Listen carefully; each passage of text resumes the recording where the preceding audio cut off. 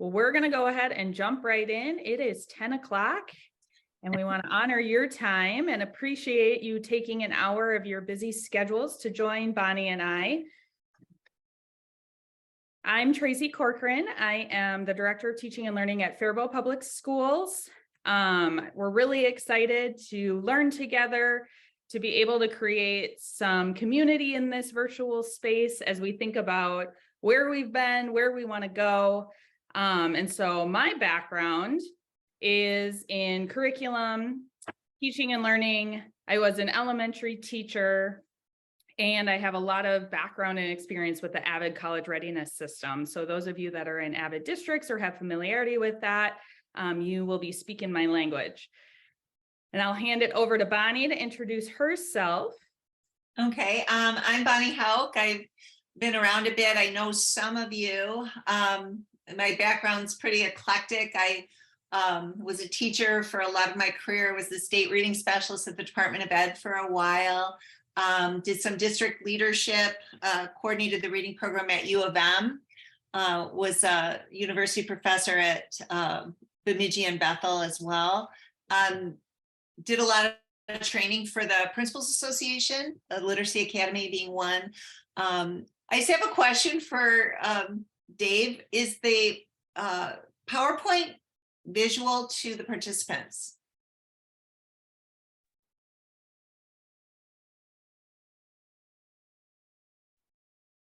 Thanks, Dave.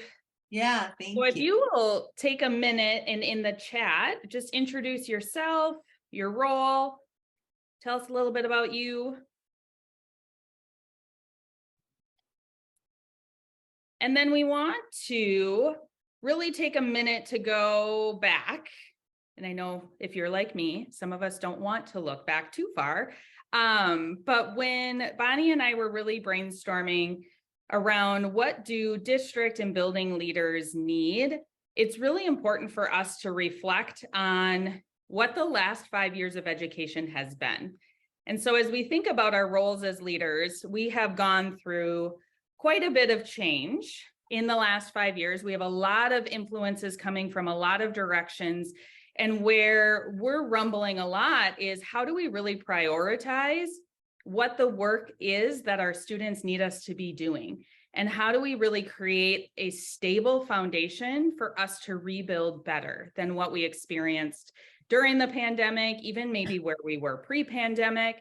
And so as we reflect on where our students are coming back, where our students are currently at, I think the key word really for us to focus on is accelerating success. It's not feasible for us to go back and fill in every gap from the last 2-3 years.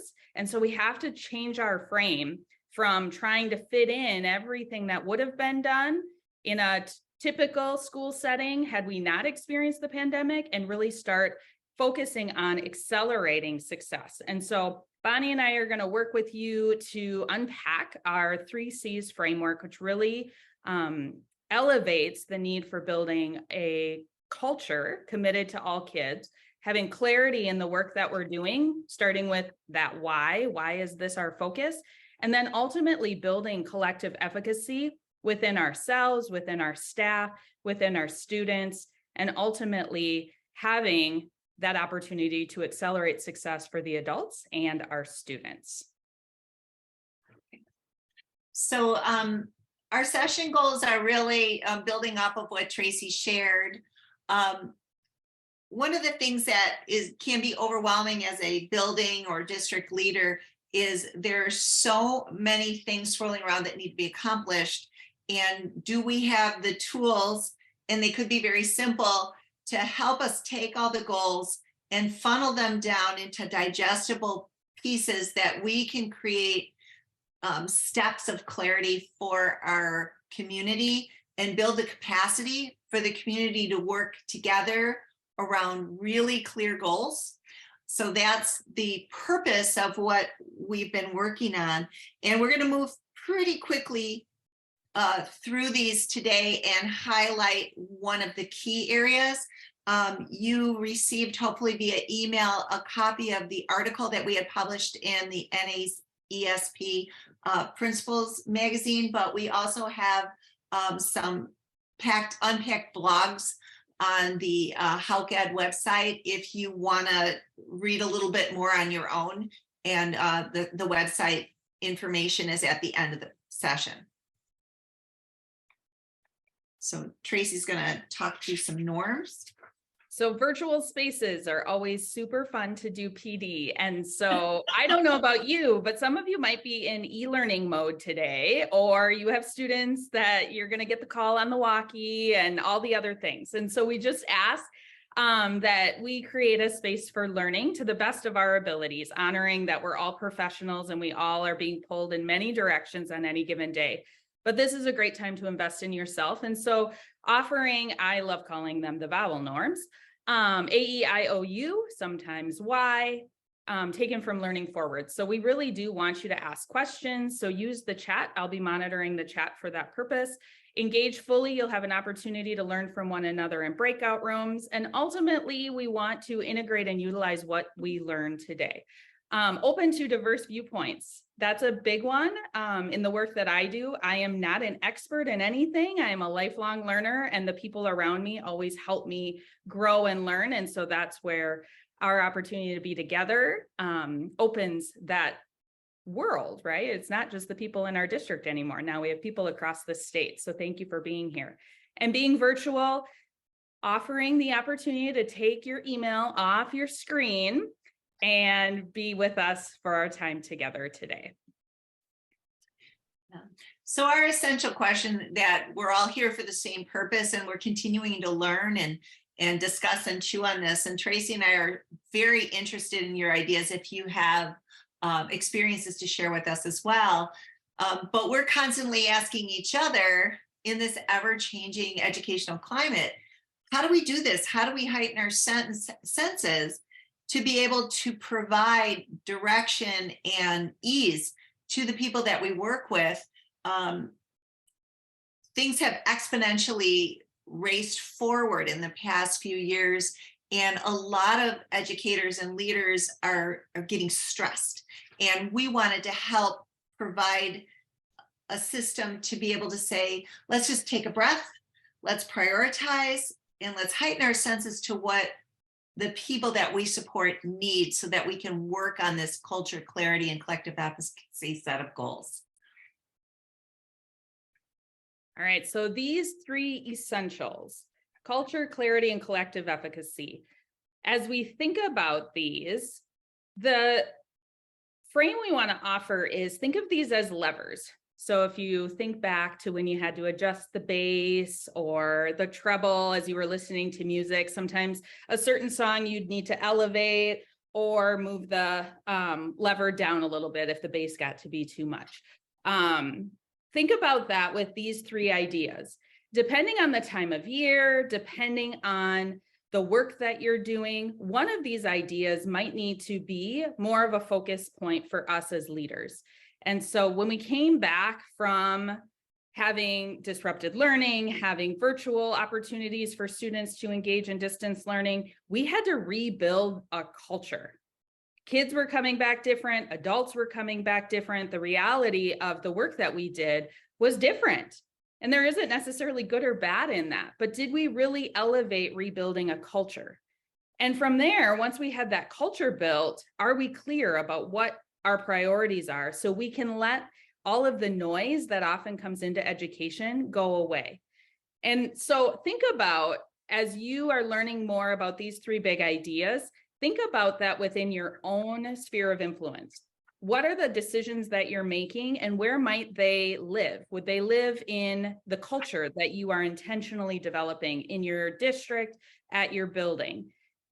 How are you being clear as an instructional leader so that those that you support, those that you lead, understand why we're doing what we're doing? And that idea of collective efficacy, I find that it's often one of those buzzwords that we need to sit with and really have some clear conversation or some conversations around what we mean. And so we know that comes out of Hattie's research, but what are we really talking about with collective efficacy? And right now, we have a lot of educators with areas of expertise. We have a lot of knowledge. And so how are we capitalizing on all of that to be able to develop collective efficacy to help us accelerate growth for our staff as well as our students. So let's unpack each of these a little further. Okay, so when we're speaking of culture, it's a really broad term. And if we think about it in terms of what are our beliefs, what are our values, what are our expectations, and how are we thinking about this in a world of change? And how can we be the cornerstone for the people that we support to help understand what our shared beliefs and values are, how we can create this safe environment for our learners to focus on that most important goal of creating this world of learning for the people that we serve, for our students, but also for our teachers and our leaders in their professional learning itself. How can we do this inclusively and respect all of the different systems that are going on and all of the different cultural and linguistic sources that we bring to the table, and really be thinking about how we can engage all the people with all their different understandings into one common set of values and belief systems so that we can truly serve our students and ensure that their learning is accessible and accelerated. When we move into the next lever of the framework, the next piece of that framework, we need to get into the clarity. And I think one of the things that's been very, very hard, especially in the last few years, but really all along in educational leadership, there's always so much going on. And many of you, especially on board meeting days, you're putting in 12, 14-hour days. And sometimes it takes a Herculean effort to say, okay, wait, let me take a step back and get some clarity here. How am I going to communicate the simplicity of what we do and how we do it and why we do it, and how we're going to hold ourselves and each other accountable to this?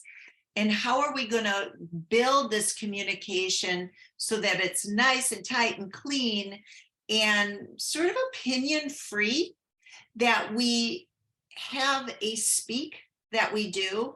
And I know that sometimes that can be very, very hard.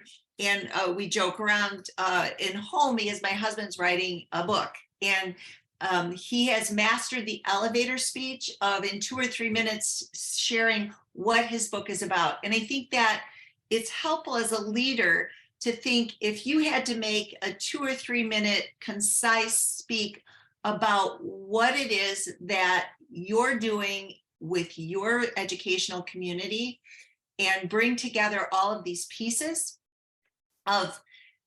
into one combined statement or series of statements, how could you create that clarity? And how do you bring people together into making that communication clear district-wide? So that comes then to build into the whole idea of needing collective advocacy. And so if everybody is not sharing their clear vision and aligning their clear vision, so we need the next slide, please. If we are not working together to create this connective community, then there won't be clarity and the culture gets disrupted. So they all work together, and one is not more important than the other. One of these 3 elements doesn't come in a linear sense. We're constantly moving back and forth to say, okay, let's focus on this and make sure this is moving forward in the right direction and everyone's on the same page. Okay, well, maybe we need to circle back and build our culture, or we need to go back and redefine our clarity. How are we maintaining this efficacy within the community to make sure that we're all on the same page and that we're moving towards continuous improvements and our systems are in place to do that, but also to be thinking about what professional development and what professional support is needed for all of the members of the learning community and the learning system.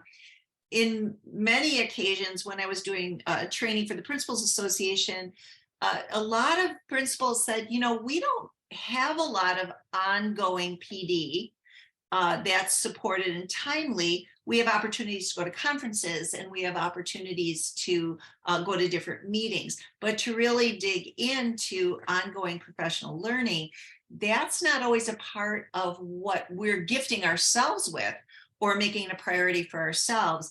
And then building that and sharing that with each other across the spaces of our community. So how do we share amongst each other? How do we create PD together to build our capacity as leaders?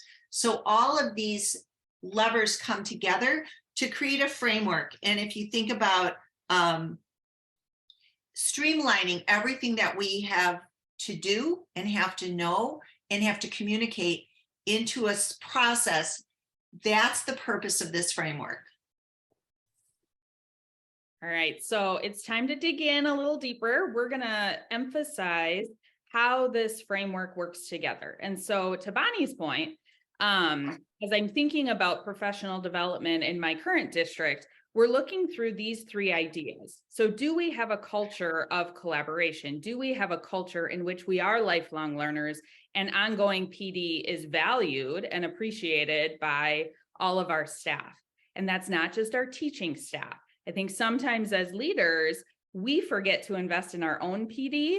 And so how are we continuously learning as well? And in our planning for this, are we clear about what we're offering, why we're offering it, and is it actually meeting the needs that our staff have in order to move us forward and accelerate that success for our staff to then turn it from learning to actual implementation in the classroom?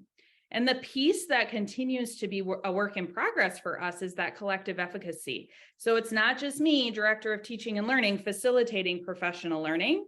How are we elevating the voices throughout our district to offer those opportunities for learning so that it does become a collaborative culture that is honoring and valuing the expertise of all of the staff that we have? And while that might seem like, yeah, I know that makes sense in my head, making that actionable can often be more challenging than just having it on paper. And so let's really unpack culture. So in your email, you received a gap analysis tool. I'm going to put that in the chat for you as well. If you are on a virtual, you can open this up and you'll have a copy made for you. If you were a paper pencil, you maybe printed it ahead of time. But when we really think about what do we mean by culture in this framework, we really want to create an environment in which every student and adult feels seen, heard, and valued. And that this environment really exemplifies our beliefs, our values, and our expectations. Because if we're not clear on who we are, what we believe, what we value, and what we expect of our staff, now it's really hard for us to have accountability within that process.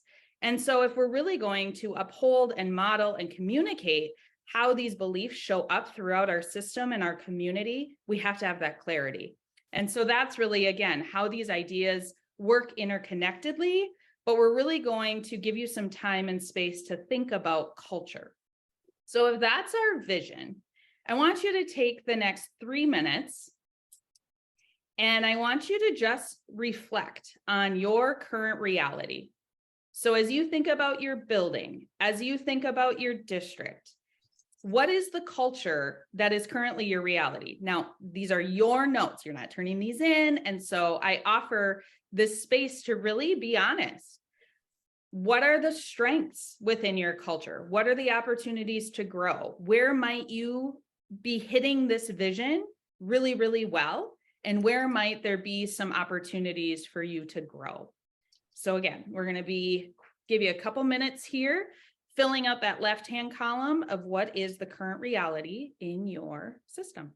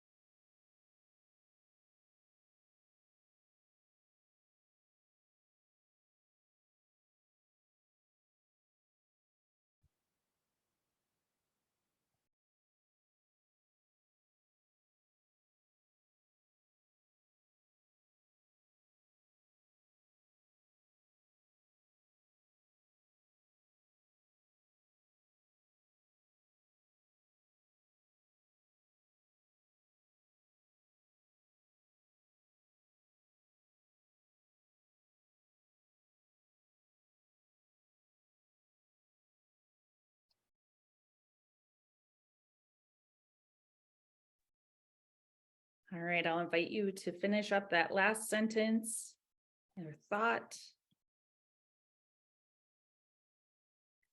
And then within this gap analysis process, we're going to move to that center column, really brainstorming strategies to help one another move from our current reality to this vision that we want every culture, every school culture to have.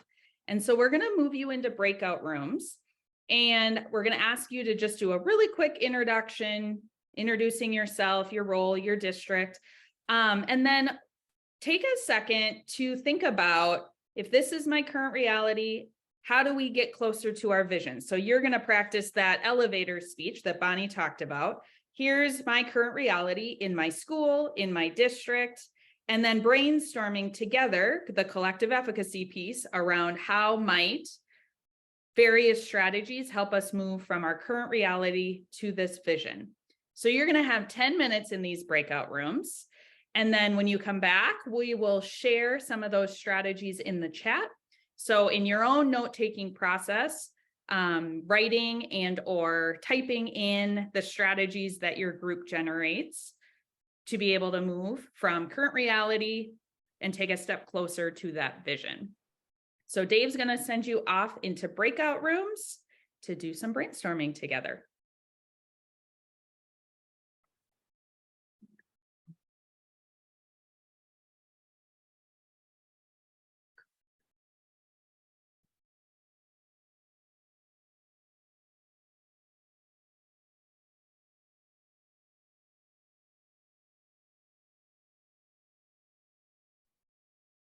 So if any of you are Google Meet people and Zoom might be a newer platform, the breakout rooms show up at the bottom of your screen and you can just click join.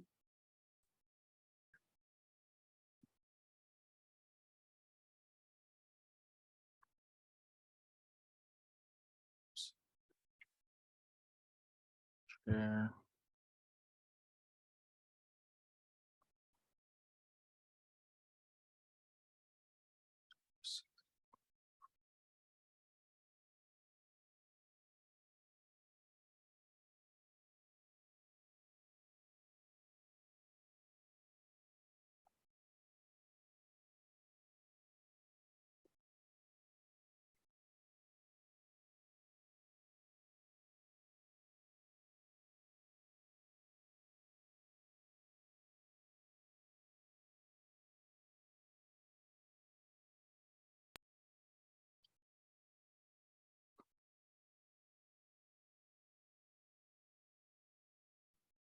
All right, welcome back, everyone.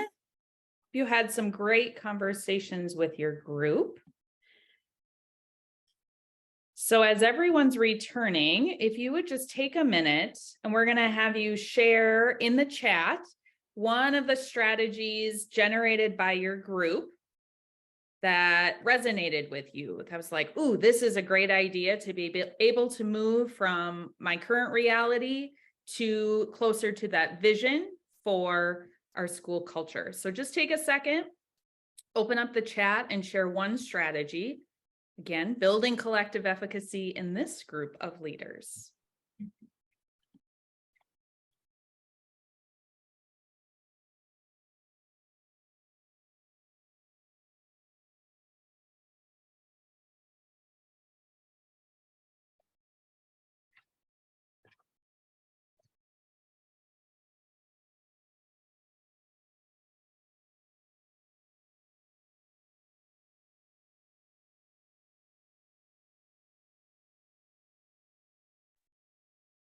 Thanks for sharing that, Paul. I think it's very easy as humans to get stuck in that deficit thinking. So how can we shift to that asset frame? Thank you for that. Building capacity, absolutely. Yeah. Creating more leaders within our systems. How do we have a grow your own leadership model in our districts, in our buildings? Reminded of our why. We get lost in those day-to-day operations and we're making decisions all the time. And so if we're really strong in our why, we understand the culture we've created, have that clarity, It's a lot easier in our own decision making, and maybe we don't feel that burden as much. I worked with a leader who was even able to say, "Oh, I didn't say that." And I'm like, "How did you remember what you said and what you didn't said?" Well, because if it didn't align with the work we were doing, if it didn't align with the culture we had, if it didn't align with our core values, she knew that was something that she didn't say. Building partnerships, talking about working with our staff and school board, in addition to the community. This is how we live our core values and beliefs within our school. Thanks for sharing that, Annette. That's a great piece. Does our community know what we're doing, why we're doing it? So we all navigate unique times with school boards. And again, our community got a front row seat into education if they had students at home during the pandemic. So now how do we make sure that we still have transparency and conversations with and bring our community along for the important work that we do together? Strategic planning. We have some really great feedback. Again, we're going to give you some time here moving forward to come back to these great ideas you might want to be adding to your own note taking, adding those strategies that maybe were talked about that didn't come up within your group. So shifting into so we are not on the right slide here. Okay.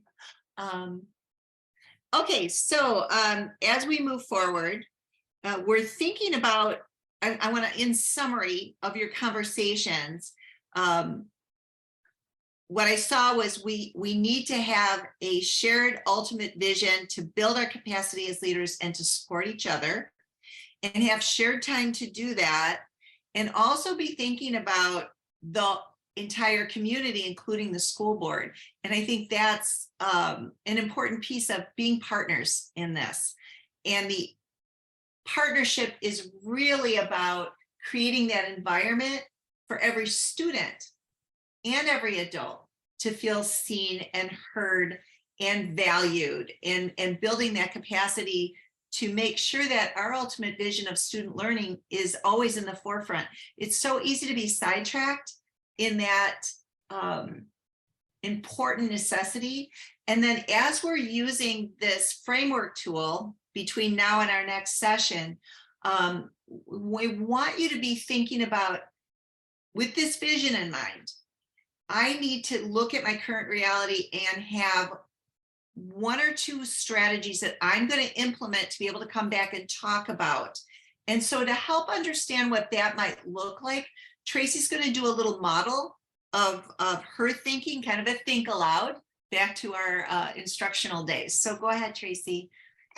So one of the things that we're navigating as a district is really that January, winter, and just the reality of it's the end of the semester. And so we have a lot of staff who are really feeling depleted and really want to lift them up.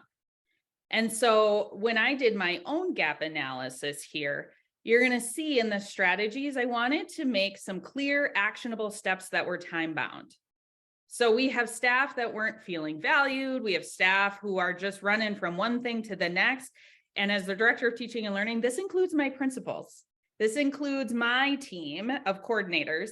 And so really thinking about, how can I take intentional actions to celebrate staff members and have clarity around what are the things I'm celebrating, not just the toxic positivity of you're all doing great things, or I'm so glad you're here. I think a lot of those just generic statements are heard differently than if I went to a colleague and said, I'm so grateful that you were able to support X because this is what happened, right? So really clear around what did they do and how did that benefit us collectively as a system to help us move forward.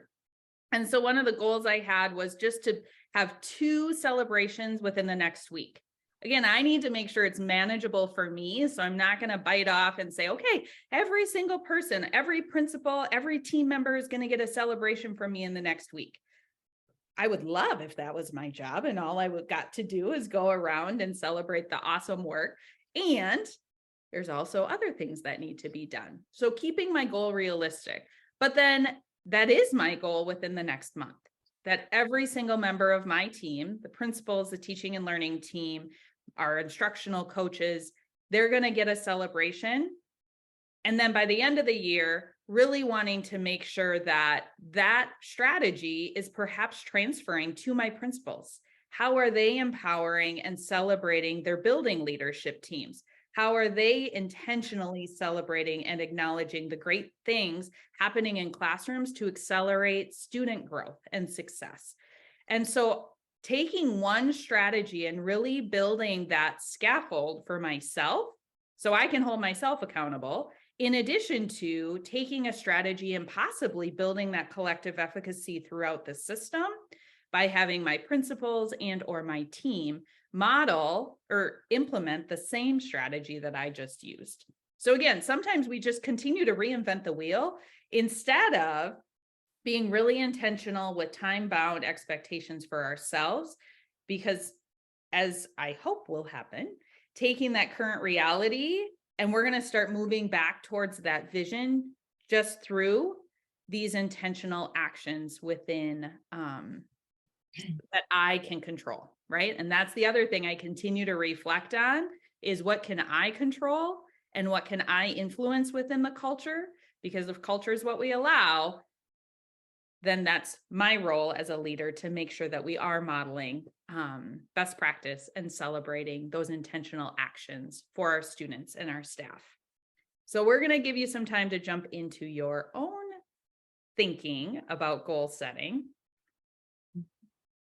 So on the next slide, your job right now is to reflect on the gap analysis that you worked on and start thinking about and be ready to share what are the strengths of my community and what are my strengths that I can bring to the table of my community, but what's missing and needs to be in place. And is this something I can provide, or can I be the catalyst to get that missing piece moving in the district? And how am I going to go about doing that?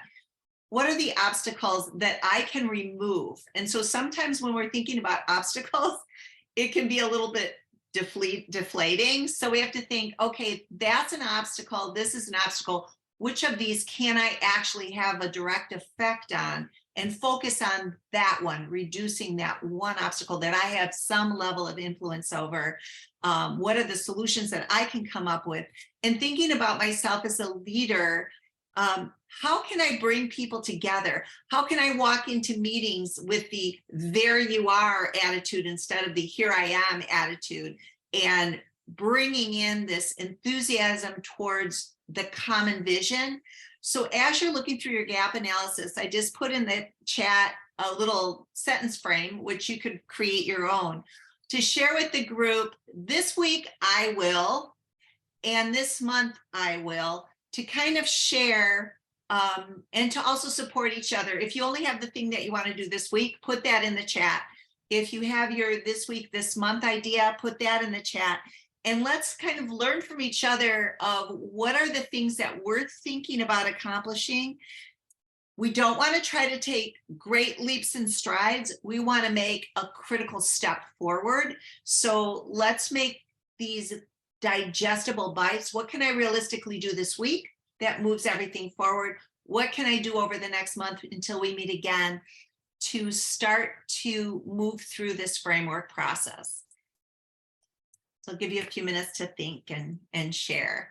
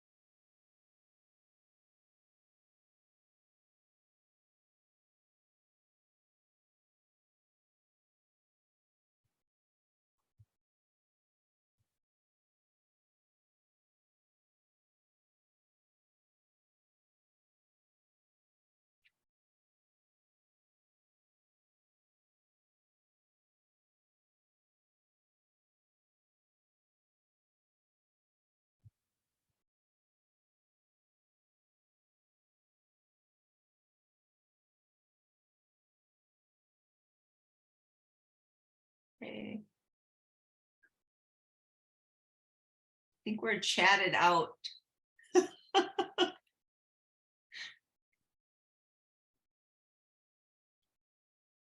Give you a couple more minutes to, I'm sure, document in your notes, but then remembering to share in the chat.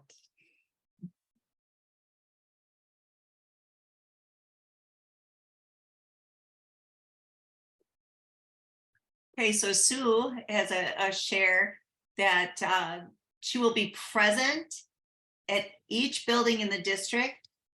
And I think that's an auspicious goal for the week. And it's really empowering to see leadership come and just visit, and to have a schedule where you're seen, and it really helps people feel supported.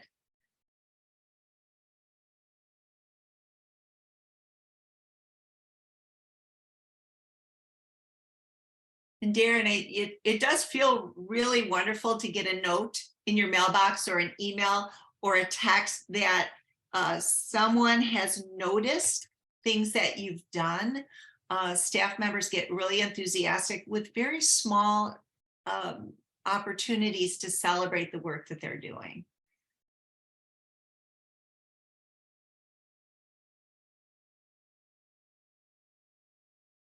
So one of the things I'm thinking about, Bonnie, is this is often the hardest step for me.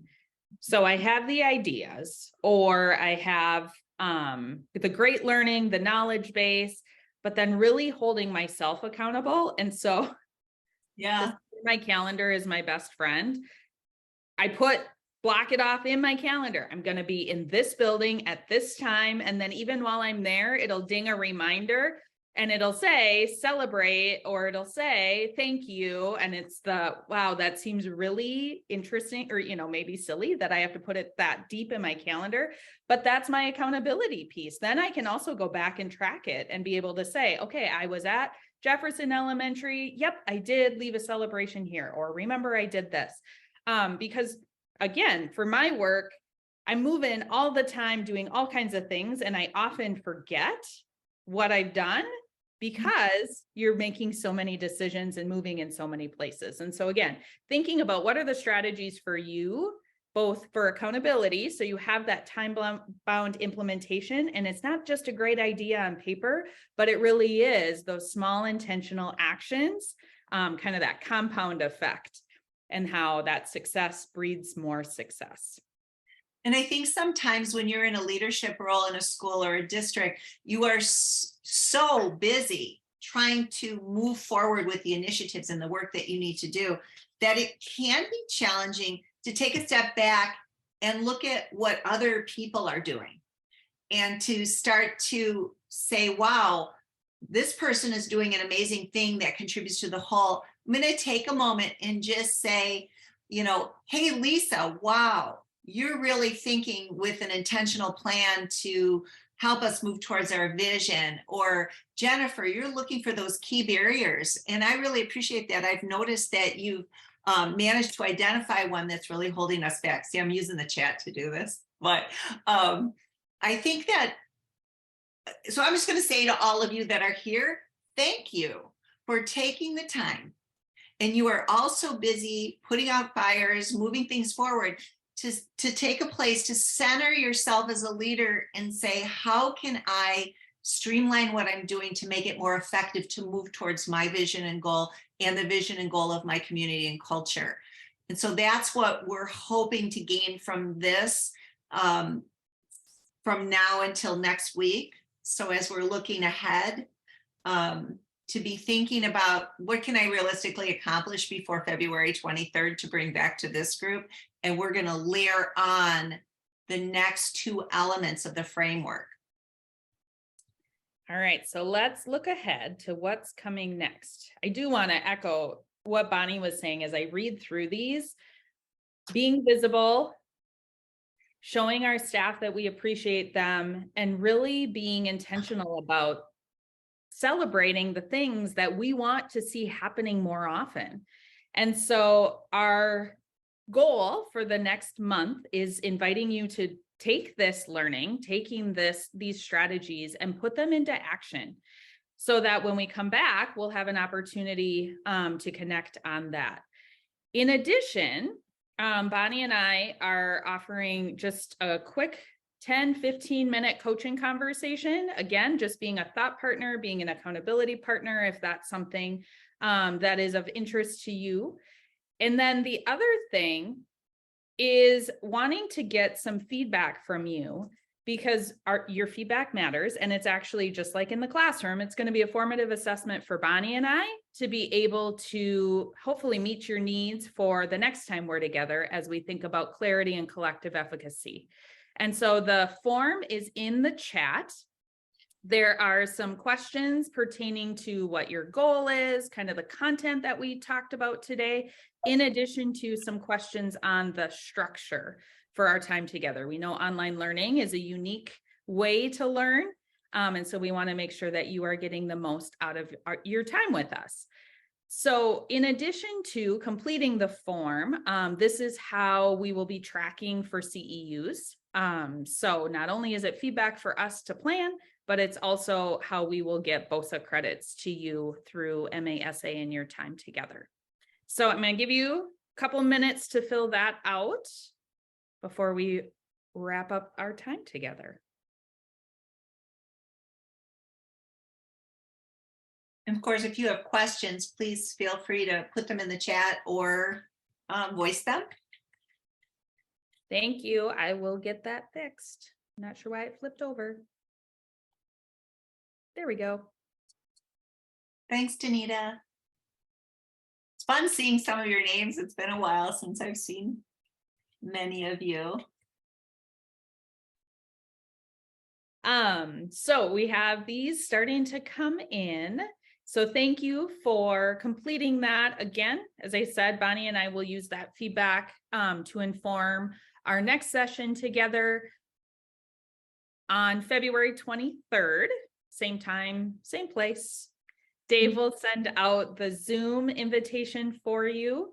And I really just want to share my gratitude. Number one, taking an hour of your busy day. And number two, your engagement in being able to, again, build a culture of collaboration as leaders, have a clear framework to work within, and ultimately building collective efficacy in one another and learning from one another. I love seeing the responses in the chat. I look forward to reading your feedback on the form to think about the great work that you're going to do over the next month in implementing your culture goal to move from your current reality and taking a step towards that vision we want. And as we move forward after the next session, we're hoping to be able to create a summary of all of the wonderful processes that you've put in place in your district so that you can see examples of what other people have been doing and the successes that they've had. So this can be a learning and growth opportunity for all of us, since we've got all these great minds coming together. Okay. Thank you for your engagement today. We're going to gift you back 3 minutes, which never happens. But Bonnie and I will stay on for a couple minutes as well if you have any questions or anything you want to chat through. Otherwise, we will see you in February. Thank you. Bye. Take care.